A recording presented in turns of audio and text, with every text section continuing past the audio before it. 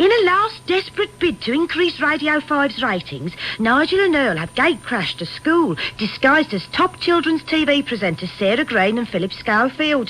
When we left them, Nigel was targeting his new audience with a Magnum 45. Listen, Sonny Jim, this is a Magnum 45, the most powerful handgun in the world. I could make some pretty patterns on the blackboard with your brains. You don't scare me, Sarah. Oh, no? How do you like the feel of cold steel against your temple? Never. I'll never listen to Radio 5. I'm a modern kid who prefers drugs, crime, and children's TV. I'm calling your bluff, Sarah. You asked for it.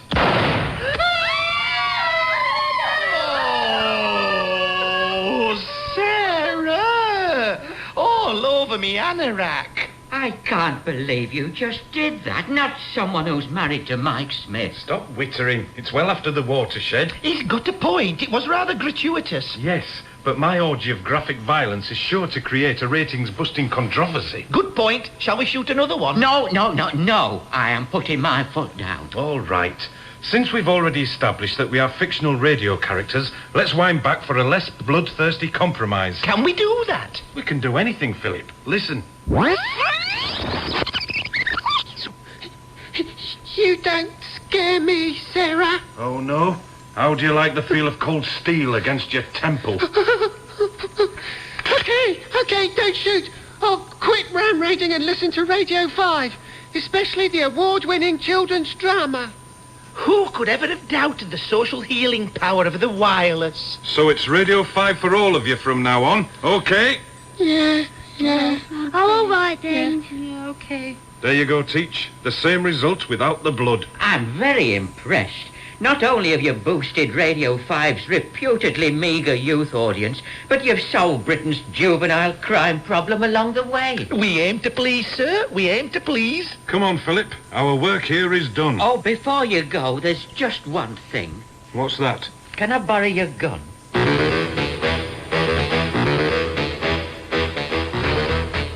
Right. That's the nation's kids sorted out. Now we've got to snaffle that elusive young adult audience. That's easy, Nigel.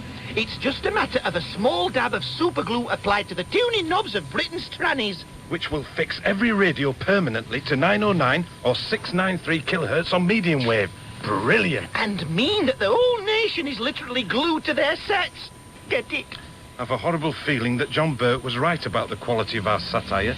But how could I get the country's 20-somethings to give me free access to their living rooms? You might have met your match here, Earl. I mean, you'd have to be a diminutive carrot-top scout leader TV breakfast show presenter. You mean like Chris Evans? Ooh! I'm sure I could drum up a nifty disguise. That's as may be, Earl, but you'll never capture the essence of his broadcasting genius. Try this for size. Don't forget your toothbrush. I stand corrected, Earl. You really have got the golden touch. Now for the disguise. We're in luck. Here comes the irrepressible Dayglow prankster himself. Life's so unfair. How come he gets to be real? Never mind that, Earl. Smash him on the bonce with this giant toothbrush, whip out your mum's best potato peeler, and scalp the carrot top. Righto! Hold still, Mr. Evans, sir. Help! I'm being scalped here. Don't worry, Mr. Evans, sir. It's just for fun. Oh, dear. He's passed out. Nick his glasses, whip on his dripping ginger pelt, and grab this bumper pack of Bondic glue tubes. Righto! Now, nip round the nation's 20 million homesteads and glue those tuners. I'm poised and pending. And make it snappy. We've only got 5 minutes before we go off air. I'll meet you back at the BBC.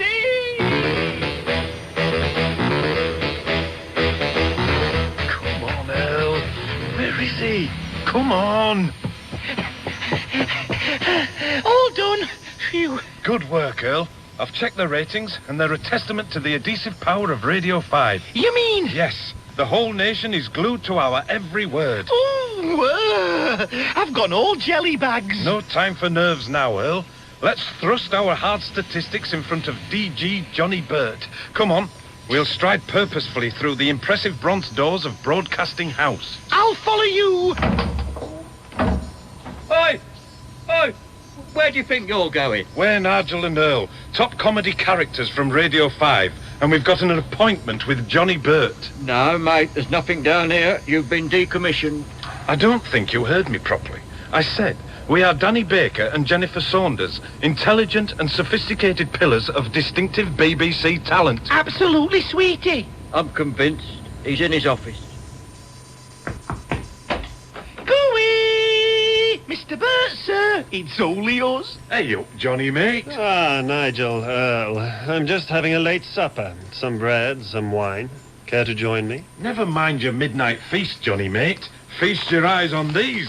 Ah, some new ratings. Fascinating. We've done it. 100% audience share. Reach, spread, jam, appreciation indexes. We've got the lot. Mind you, we did have to twist a few arms. And shoot a few children. The nation is listening. And the network has been saved. Not so fast, my fine fictional friends. You seem to have misunderstood the central plank of my policy.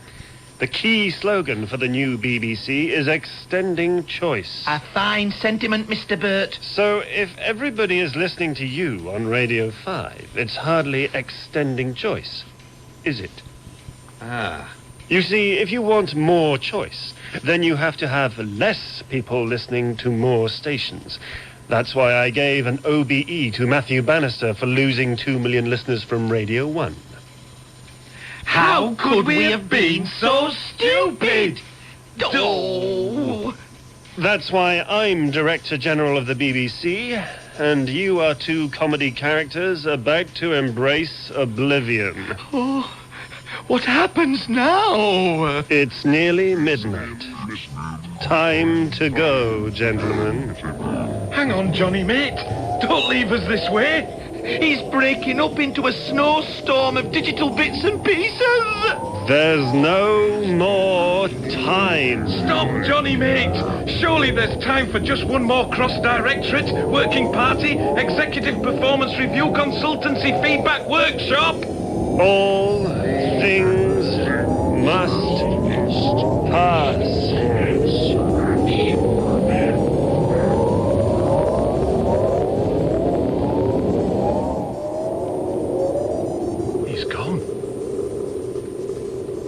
Where are we, Nigel? I don't know, Earl.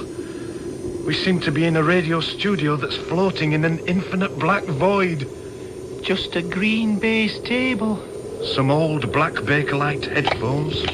And a solitary antique BBC microphone staring at us like a fly's eyeball. Don't worry, Earl. We can't be dead yet. Here's a copy of the Radio Times. Are we in it? Yes. Look, lots of Radio 5 programmes to be proud of. Euromix? Look at that. It's disappeared into the ether. Vibe? Danny Baker. That flew straight off to Radio 1. Look at this. Fantasy Football League. That flew straight off to BBC 2. And look at Radio 5 Drama. Gone straight to Radio 4. There's only one programme left. What is it? Nigel and Earl Sort Out Radio 5. Was written by Joe Turner and Martin Jameson. It starred Andrew Dunn and Finetime Fontaine. I bet that's not his real name. Joanna Brooks, Chris Emmett and Robert Harley. The production assistant was Kim Wilson. The studio managers were Roger Danes and Richard Beadsmore. And it was produced by Liz Anstey. That's gone too. Everything's gone. All that's left is this large Bakelite and copper antique switch. Read the label, Earl. Radio 5 on, off. Shall we do it, Earl? Hold my hand, Nigel. Be brave, Earl. Let's pull the switch together. I love you, Nigel. I love you, Earl. 1, 2, 3. Oh, hang on a minute, Nigel.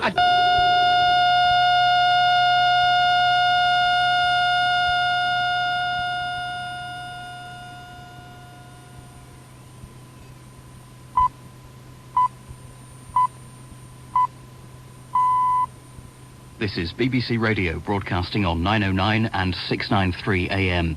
The news with Ricky Salmon and Steve May. 13 soldiers have been hurt in a road crash in Devon. Their army lorry, which was travelling in convoy, is thought to have gone down a bank and overturned after leaving the A303 near Honiton. Fort. Steve May. These transmitters are now closing down for the night, but 1FM continues with Anne Nightingale, and at 1 o'clock it's Claire Sturgis. On Radio 2 now, Steve Madden presents Night Ride.